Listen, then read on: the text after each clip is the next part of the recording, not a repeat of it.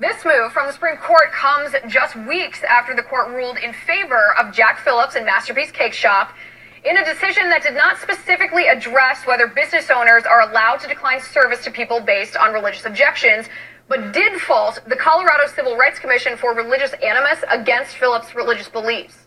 Today, the court told the Washington Supreme Court to factor the Phillips decision into their reconsideration of the Barronelle Stutzman case, which makes it all the more interesting. With me now to break this down from the Heritage Foundation, Monica Burke. Monica, good to see you. Thanks so much for having me, Liz. All right, Monica, what do you make of this? Supreme Court sends, it's Arlene's Flowers, that's the name of the case, by the way, sends Arlene's Flowers back to the Washington State Court. What did you make of the ruling? So we're very excited that the Washington State Supreme Court will be rehearing the case of Arlene's Flowers. At stake in the case is whether or not the owner Barronelle Stutzman will be allowed to create artistic creations according to her conscience, which is very similar to the Jack Phillips case, which was just heard before the Supreme Court in Masterpiece Cake Shop.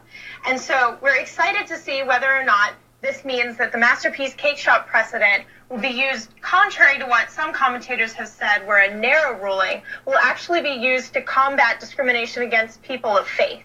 Right, well, that's the most interesting thing, because after the Masterpiece Cake Shop decision, there were a lot of people, not just on the left, trying to diminish this. I'm talking people on the right. There were analysts who said, this ruling is so narrow, this can hardly be considered a win for religious liberty as a whole. It might just be a win for Jack Phillips' religious liberty in this sense. But the fact that Justice Anthony Kennedy, in his ruling, said, listen, you have to take into consideration what we just ruled. What do you expect from the Washington Supreme Court? I mean, is either side going to change their arguments here? Are they going to reverse it? What do you expect?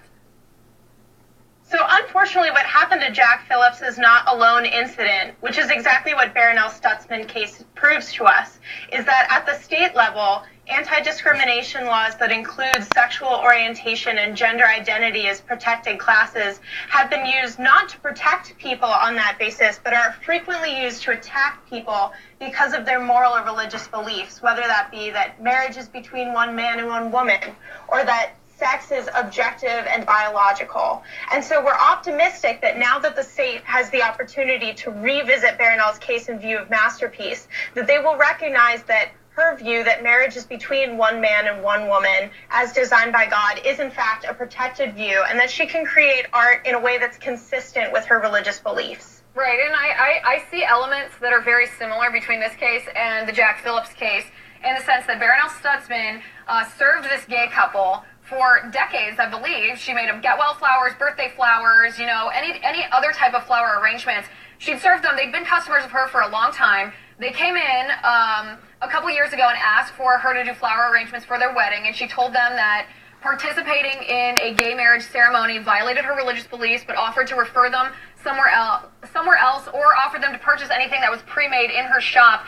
And the Washington State Attorney General went after her for this and said that she had targeted them based off of their sexual orientation, basically that she had denied them service because they were gay.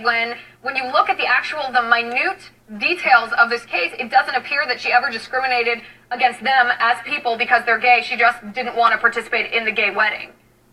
Exactly. If you look at the details of Barronelle's story, it really is heartbreaking, and it becomes pretty clear that she was not discriminating against her friend Rob on the basis of his sexual orientation at all. She had served him for almost 10 years, had provided custom flowers for all kinds of celebrations in his life. And actually, when it came time for his wedding and he came and requested that she be the vendor, she sat down with him. They had an extensive conversation where she explained her Christian faith, why she wouldn't be able to participate, and he shared some of the details of their wedding plans, and the two parted on good terms. They even hugged on their way out the door. And then several days later, Barronelle received a letter that told her that she was being slapped with a lawsuit.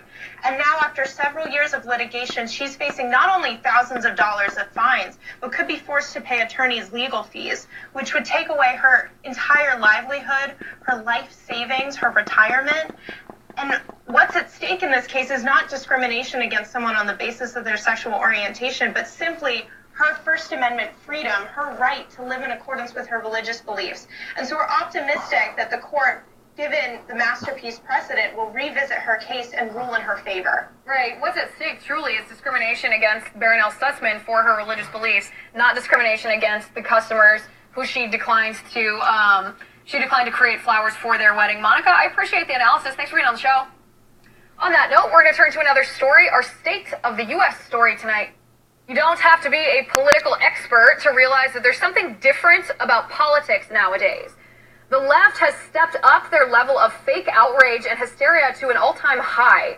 The controversy at the border is a perfect example of this. It's no secret that President Obama created the framework for family separation. Obama separated children from their parents too, obviously, long before President Trump took office. But it was not until President Trump that the left lost their heads about this. In fact, it wasn't until the Inspector General's report was released that we saw the left outraged about this immigration issue at all. Our next guest is the author of the book Outrage Incorporated that looks at how the left exploits people's emotions and uses outrage to get their way.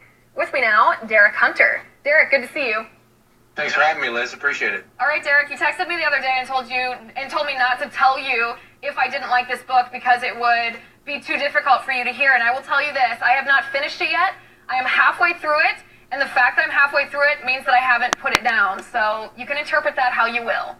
All right, well, I'll take it as a good thing, just for my ego's sake. Okay, that's how it's intended. All right, Derek, tell us about this book. I think it's very apropos timing for this to be released right in the midst of this immigration debacle. But what inspired you to write this? What is this about?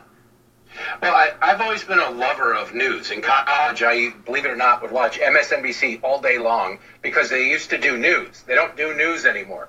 They do outrage. They do opinion. And I watched this transition, and I realized that mentality, it trickled down from the Democratic leadership to the media, and it was backed up by scientists ready to get big government grants, ready to do the left's bidding, and it spread further by the Hollywood elite who, granted they have an education of about a 12-year-old, but they have millions and millions of followers. They have people ready to believe them. And I realized that there was this reinforcing machine out there set to spread rumors, spread lies, spread opinion as if it were fact. And then I realized that it was all to keep people emotional. And that's really what you're talking about, Liz, is an emotional person does not act rationally.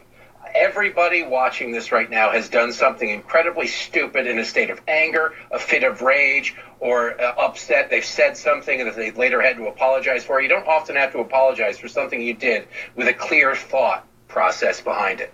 And then I realized that if you are in that state perpetually, that you can be manipulated. It's very easy to manipulate a mob if you have them in a constant state of rage flux.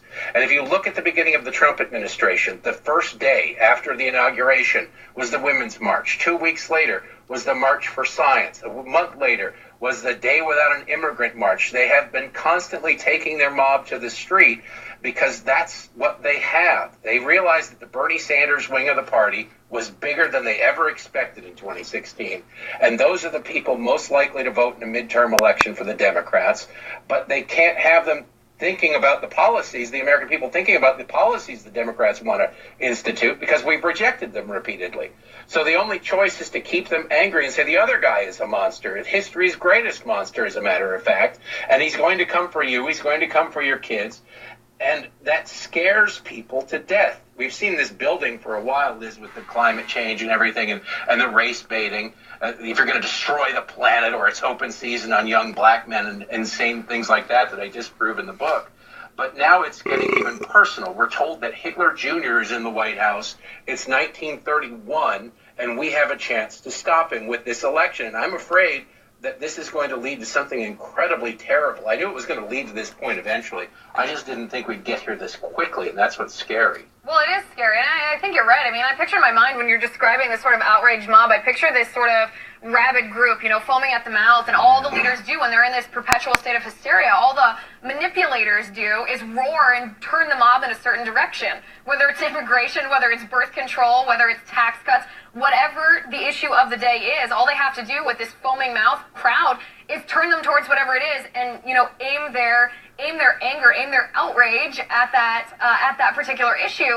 To me, though, it seems that it's reached new levels. I mean, we've never seen, to my knowledge, to my memory at least, we've never seen it to this level where mainstream Democrats even are justifying the use of attack and violence and actually trying to ostracize Republicans and administration officials from the public sphere just because they disagree on sort of basic political topics.